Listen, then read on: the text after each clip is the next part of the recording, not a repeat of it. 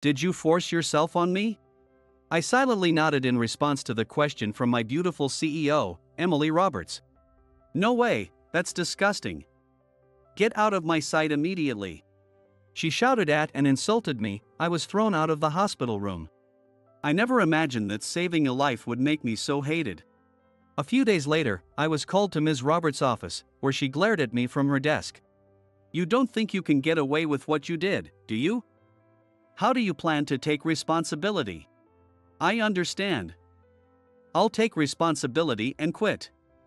Please fire me. Suddenly, Ms. Roberts appeared flustered. My name is Mike. I work in a somewhat unusual office. Walking on a gray tile carpet and opening a heavy door, and there is my desk right before the CEO's office. After sitting at my desk, I booted up my computer before Ms. Roberts arrived and reviewed her schedule for the day. Then, I selected the lunch menu for the web meeting with the executives scheduled for the next day, input their addresses, and made reservations with the catering service. I also contacted an IT company to confirm next week's consultation appointment. Yes, my job is a secretary. A personal secretary to the CEO, to be precise. It might seem odd for a man to be a CEO's secretary, but it's becoming more common in companies nowadays. Generally, a secretary's job is to support the executive comprehensively. In the public sector, this might be a career path to promotion. But in the private sector, that's not the case. Excuse me. There was a knock on the door. After I called out, a female staff member from the secretarial department entered, saying the ordered business cards had arrived. She placed Ms. Roberts and my business cards on the desk and left the room. I took some of my business cards and set them in my card holder. Mike Williams, Secretarial Department. The title still doesn't feel quite right. If I were a political secretary, like a chief of staff or senior secretary, I could be proud. But as a mere secretary in a private company? There's nothing to boast about. However, given my personality, I prefer supporting others from the background rather than standing out, so this role suits me. Good morning. Good morning, Ms. Roberts. She is the CEO of this company, Emily Roberts, a beautiful woman. What's today's schedule? Yes. At 10 a.m., there's a meeting with George from Continent Trading. At 1 p.m., there's a web lunch meeting with Mr. Smith, the director of the Western Division, and at 4 p.m. I informed Ms. Roberts of her schedule and served her coffee at her desk. You're only good at making coffee. Thank you. Such small teases from her were expected. I've already gotten used to her personality. I returned to my desk and started preparing the presentation materials for the event Ms. Roberts would be speaking at over the weekend. As a child, I preferred drawing and playing house with the neighborhood girls inside rather than playing outside. My father wanted to play baseball or soccer with me, but I preferred baking cookies and cooking with my mother, which disappointed him. My reserved nature meant I didn't stand out, but I always helped classmates with chores and tasks they disliked without complaining. My meticulous nature made me a reliable person to my teachers and classmates because I always completed their requests perfectly. By high school, I had developed a knack for observing my peers and predicting potential trouble. Advising classmates and listening to the girls' concerns, I became known as a considerate person by the time I graduated. Mike, you have such high girl skills. If you were a girl, I'd totally marry you. Classmates often said things like that, and in my teens, I focused on being a reliable person while avoiding the spotlight. But that was just a facade. In reality, I'm not that nice guy. I only act like a nice person for my own benefit. I have never thought about doing anything for others. I realized in middle school that pretending to be a good person and gaining trust was highly beneficial for me. Because of that, my grades improved, and I wasn't bullied by my classmates. I could get people to do favors for me, and when there was a disagreement in class, my opinion usually prevailed. This was all calculated. Even my parents, who wanted me to be more masculine, didn't understand my true nature. You're quiet because of your personality, but it's your life. So live it as you like, they said. No one ever saw through my true self. Using the same strategy, I gained the favor of my college professors, and without even needing to wear a recruitment suit. I secured a job at a well-known large company through a professor's recommendation. In the future, I aim to stay close to the CEO in the secretarial department, get in her good graces, and eventually hold a position where I can influence the board meetings. This became my goal the moment I was assigned to the secretarial department. Early on, I was summoned to the executive room by the chairman, Mr. Parker, who asked me to support Ms. Roberts as her personal secretary. I had initially intended to apply for an administrative role, but it seems there was already an agreement between my professor and Mr. Parker, and I had no choice from the start. Mr. Parker was looking for someone who could firmly speak to and support his daughter. My meticulous nature and considerate personality, which Professor Johnson had mentioned, convinced him I was suitable to support her. Thus, I was assigned to the secretarial department the day after joining the company and became Ms. Roberts' secretary. Working closely with Ms. Roberts, I found that while she was beautiful, she was somewhat sloppy and struggled with organization and considering others' feelings. Mr. Parker's words, more of a babysitter than a secretary, initially seemed like a joke, but they started to feel more accurate over time. I supported Ms. Roberts diligently, albeit with a wry smile. From the first day, I not only followed her instructions but also took care of cleaning and organizing the CEO's office in her absence, and perfectly timed serving coffee.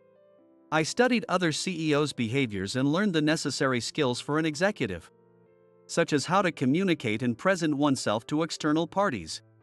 Moreover, I studied essential managerial skills like sensing market trends and flexible communication, making suggestions to her. However, Ms. Roberts often rejected my well-intentioned efforts, saying, "I didn't ask you to do that. What do you understand who have never managed? Just do what I tell you and don't interfere with me." Her stubbornness was partly my fault. On business trips, she was often looked down upon or treated coldly just because she was a woman, and she dealt with the stress of a male-dominated environment daily. Sometimes, she was even compared to me in a derogatory way. "He's more suited to be the CEO than you. It's not enough to just have a pretty face." After hearing such comments, she would always drag me out for a drink. "Ms. Roberts, you should stop now. There's a web meeting tomorrow, let's go home." "Shut up. You're always meddling in my business. How I talk or behave is none of your concern. You're so annoying." And she would continue drinking until she passed out. Ms. Roberts, who was weak to alcohol, would always pass out and sometimes even forget what happened. "Good morning. Here, have some of this." The day after heavy drinking, I would always place a bowl of soup on her desk. "This is the best for hangovers." Ms. Roberts would slowly bring the steaming bowl to her lips and sip it. Delicious. Seeing her calm expression, I would start my work for the day. She eventually developed a routine of starting her day with either soup or coffee I made. However, being a CEO seems to come with a lot of stress. The frequency of her heavy drinking gradually increased, and each time I would take care of Ms. Roberts and advise her to quit drinking. But no matter how much I asked her to stop, she never listened. "You're so presumptuous for a secretary. What I drink is none of your business. You're so persistent." One time, Ms. Roberts was harshly criticized by Mr. Thompson from a client company, who compared her unfavorably to her predecessor, Mr. Parker, and dismissed her business vision. On the way back, I accompanied her for a drink as usual, but she was more deeply dejected than ever before, slumping against the wall in despair. Seeing her like that was hard for me as well. While I was searching for words to comfort her, she quickly succumbed to the alcohol. Predictably, she felt sick midway and collapsed in the restroom, so I had no choice but to take her to my place. The next morning, she woke up and, realizing she was in my room, suddenly panicked. "Ah, my head, why am I in your room?" "Did you?" Ms. Roberts started checking her clothes. "You passed out, so I let you sleep in my bed." "Don't worry, I didn't do anything. I hanged your jacket over there." "Well, I see." I had her take a shower while I prepared breakfast. "This feels a bit strange, having breakfast together with you, Ms. Roberts. Here, your usual soup." But she seemed different from her usual self, looking rather down. She didn't touch her spoon, and the soup got cold. "Are you feeling unwell? Or is there something hurting you?" I asked. Ms. Roberts responded, "I'm fine." "But why do you care so much about me?" It seems beyond the scope of your job. Really? It's just an extension of my job. Nothing more than that. I see. She answered sadly for some reason. After that, we got ready and headed to the office together. Feeling remorseful for staying at my place, she declared she would stop drinking from that day. A few days after her declaration, a company drinking party was suddenly organized, and for some reason, Ms. Roberts was strongly encouraged by the employees to join them in the cafeteria. It turned out to be Ms. Roberts' birthday. The employees had secretly prepared a surprise birthday party for her. Although she was surprised, Ms. Roberts appreciated their thoughtfulness and took her seat. And then the employees opened champagne and poured it into her glass. I sent her a look that said absolutely do not drink and subtly shook my head, but she couldn't refuse their goodwill. Thank you. I'll have some, she said and drank it down in one gulp. Encouraged by this, the employees said, "Oh, Ms. Roberts can drink? She's the star today, so come on, have some more." And they started pouring her drinks one after another. I watched nervously but felt a bit relieved seeing her surprisingly sharp. However, after she went to the restroom, I had a bad feeling and quietly followed her. As expected, I found her collapsed face down in the hallway just before the restroom. I rushed over and, while scolding her, helped her sit against the wall. "Ms. Roberts, are you okay? I told you not to drink so much." I quickly grabbed a plastic bag and filled it with mineral water, then fetched a blanket. When I returned, she was breathing heavily, and suspecting acute alcohol poisoning, I urged her to drink water. I can't drink anymore. I feel so sick." She responded with slurred speech, but I had to dilute her blood alcohol level. "Things are getting blurry, Excuse me." I held the plastic bag to her mouth and made her vomit by sticking my fingers down her throat. "Now, drink some water. I told you. I'm full. You have to drink. If you don't, you might pass out." But she was so full and she refused to drink. Oh, this is frustrating. "Excuse me." After a quick apology, I loosened her collar slightly and gave her water mouth to mouth. Ms. Roberts seemed to lose consciousness. I quickly called the company doctor. Leaving her with the doctor for a moment, I returned to the party to explain to the employees. Ms. Roberts had an urgent matter to attend to and had to leave. I hid the truth to avoid worrying them and let the party continue as a regular company gathering. I returned to Ms. Roberts, and to be safe, drove her to the hospital. She was given a drip and fortunately was not in serious danger. The doctor advised her to stay overnight just in case, so I called Mr. Parker, but he was too busy to come right away. So I stayed with her for the night. The next day, Ms. Roberts woke up without any issues and was told by the doctor that my first aid, making her drink water, had saved her. "How did you make me drink water when I was unconscious?" I stammered at her sudden question, and her face quickly turned pale. "Did you force yourself on me?"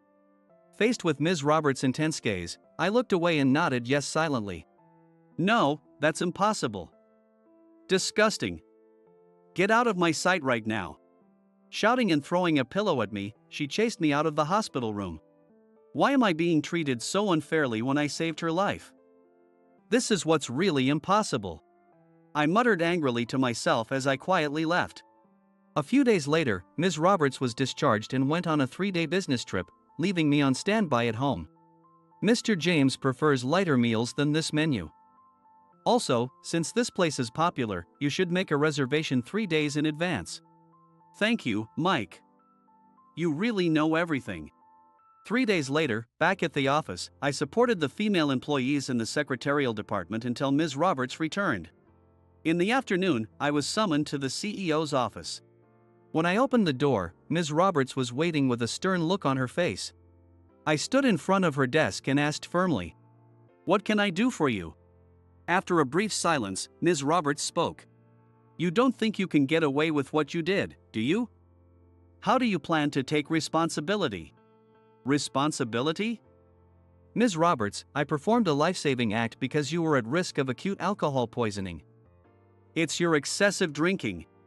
Despite my warnings, that caused this." I responded indignantly, making her face turn red with anger.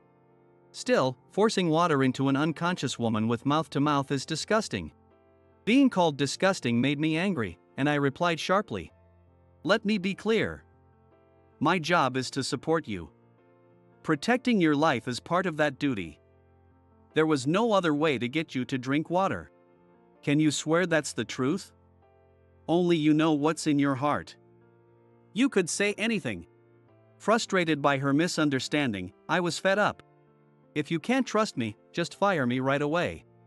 I said bitterly, although she seemed a bit flustered. She declared firmly. Fine. You're fired. Don't come in tomorrow. Are you sure? Even if I'm gone? When I asked quietly, she showed obvious agitation. There are plenty of secretaries. You're not special. Don't be conceited. All right then, thank you for everything. I turned around and reached for the door handle. Wait. You're fired starting tomorrow. Do your job properly today. Stopping by the door, I returned to my desk without meeting her eyes and started working. After 5 p.m., I finished the handover notes for my successor, completed some meeting materials for the week, and attached Ms. Roberts' schedule for the month before shutting down my computer. Then, I approached her desk and spoke softly. Ms. Roberts, today is my last day. But I have one last thing to say. She looked up at me with a slightly tense expression. When you feel belittled because of your youth or gender, take a breath before speaking. You tend to get emotional. So be particularly careful about that. I placed her usual coffee on the desk. I've documented how to make this coffee and how to interact with clients in the handover notes, so please rest assured. After saying that, I thanked her and opened the heavy door. As I closed the door, I glanced back and saw Ms. Roberts standing up, looking like she wanted to say something. But I quietly closed the door and left the company. After quitting, I felt a sense of loss and lethargy, spending my days idly at home. One day, I received a call from my successor. It seemed there was trouble with Continent Trading, and the contract was on the verge of being cancelled. Ms. Roberts is doing her best, but Mr. Thompson won't budge. The executives keep telling me to consult with you. I'm not an employee at the company anymore. You need to support Ms. Roberts properly. I retorted, but the secretary pleaded desperately. I can't do it. Ms. Roberts wants you back. She always looks at the coffee cup you gave her, looking lonely. She's surely thinking of you. I listened silently to the secretary's words. The client, Mr. Thompson, insists that Ms. Roberts attend the meeting alone. As a secretary, I don't know what to do. But I cut off the secretary's rambling call and lay back on the couch. What happens to her is none of my concern. I'm not involved anymore. Really not. Trying to convince myself of that, I lay on the bed and closed my eyes, but the image of Ms. Roberts working so hard still came to mind. Being underestimated as a young woman, treated like a child, and striving desperately to prevent unfavorable contracts. Why do I keep thinking about her? Why am I thinking about her so much when I never worked for her sake? Continent Trading. Wait. Mr. Thompson, that must be it. I called the secretary back and asked for the date and time of the meeting, making some preparations. On the day of the meeting, I arrived at a certain restaurant. This was a secluded, quiet place in the mountains, often used for hosting important clients. I timed my entrance carefully. I made eye contact with the familiar owner and was led to a specific room. When I reached the room, I dismissed the owner and slowly opened the sliding door. As expected, Ms. Roberts, drunk and unable to stand, was being held by Mr. Thompson. What the hell are you doing here? Nice to see you again, Mr. Thompson. I'm Mike. What are you doing here? This meeting is supposed to be private. Mr. Thompson, already red-faced from drinking, shouted even more angrily. Ms. Roberts is too drunk to negotiate properly. I've brought someone else to join us. With that, I invited into the room Tom, the chairman of Continent Trading, and Mr. Parker. Both of them frowned as they looked down at Mr. Thompson. Tom and Mr. Parker. Dad. Ms. Roberts, still dazed, saw her father approach with a smile. Mr. Thompson, I'm sorry to show you our top executive in such a state. Thank you for looking after her. Mr. Parker's tone was gentle, but his face, deeply furrowed with anger, glared at Mr. Thompson. Well, she just drank a little too much and got dizzy. Mr. Thompson stammered, clearly panicked. Mr. Tom then shouted, disgraceful, and promised to contact us later, before leading Mr. Thompson out of the room. Left with the three of us, there was a moment of silence before Mr. Parker spoke up. It's disgraceful for a leader to show such a pathetic display. I'm sorry. I was offered alcohol and couldn't refuse. With Mr. Thompson gone, Ms. Roberts, now relieved, slumped against the wall. Mr. Thompson has been targeting Ms. Roberts for a while, waiting for an opportunity like this. He used this trouble to make his move. I explained, and Ms. Roberts, realizing how easily she was tricked, hung her head in regret. But she was safe. Feeling relieved, I decided to go home. I'll be taking my leave now, I said, and headed to the door when Ms. Roberts called out to me. Wait. I still have something to say. Stopped by her, I turned around to see Ms. Roberts struggling to sit upright. I appreciate what you did today. I'm allowing you to return to the company. Please come back as my secretary. No, I decline. What? Why? I'm saying you can come back. I finally expressed what I'd been holding back. I've been supporting you as an executive, more than just an ordinary secretary. But you never listened to anything I said. Ms. Roberts, with a solemn expression, listened to me intently as I spoke. I might have been harsh at times, but it was because I wanted you to become a strong leader. That's why I said tough things. At some point, I found myself emotionally pouring out my feelings to her. Even when it came to making coffee, I always tried to prepare it in a way that would help you feel a bit calmer. But you never understood my feelings. That's not true. I knew you were doing so much for me, Mike, but I just couldn't say it. I couldn't say thank you. As we both struggled to find the right words, Mr. Parker broke the silence. Haha, it seems neither of you could express your true feelings. You guys are still quite immature, aren't you? We could only stare at Mr. Parker without responding. Now that you've finally shared your feelings, why not go back to being partners? Surprised, we looked at each other, and our faces turned bright red the moment our eyes met. I also ask you, Mike. Please support Emily, both professionally and personally. What? Personally. Yes. You see, in our family, there's a tradition of marrying the first person you kiss. It would be a shame to disregard our ancestors' wishes. Stunned by Mr. Parker's words, I was at a loss for words. Or do you find Emily unacceptable? Mr. Parker's expression hardened as he questioned me. No. Ms. Roberts is wonderful. But our social standings are different, and I'm not sure I'm suitable.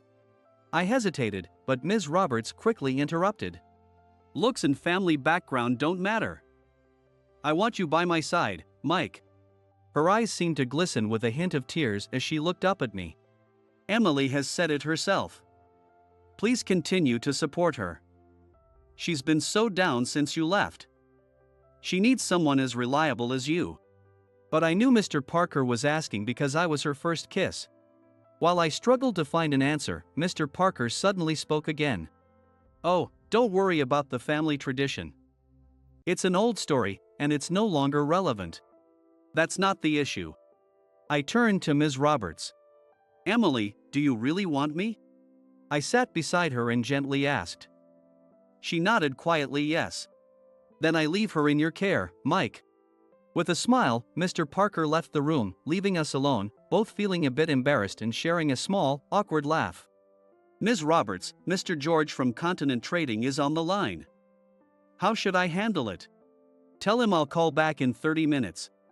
Understood. I returned to the secretarial department, back to my role as her secretary. Continent Trading had changed their CEO, with a new female CEO from the UK. The chairman of Continent Trading arranged a meeting to introduce the new CEO and apologize for the previous incident, scheduled for tomorrow. Continuing my duties as a secretary, I requested to remain as the CEO's personal secretary, as before. This time, it wasn't to infiltrate the core of the company, but for a different purpose. I'll listen to your advice from now on, but please don't be too harsh. No, you've grown enough as an executive. There's nothing more I need to advise you on. Then why did you ask to stay as my secretary? She blinked in surprise. Well, no particular reason. I just want to keep an eye on any shady characters who might approach you. That's the enough reason. I'm glad to know you care about me. Now that no one's around, can you call me by my name? Since we started dating, Emily had become quite affectionate, perhaps because she had never had anyone to lean on before. This is the office, so we need to be professional. Hey, wait. All right. But you have to make me soup every morning. Emily's newfound affectionate personality made me a bit uneasy. But as she wrapped her arms around my neck from behind, I resolved to support her wholeheartedly from now on.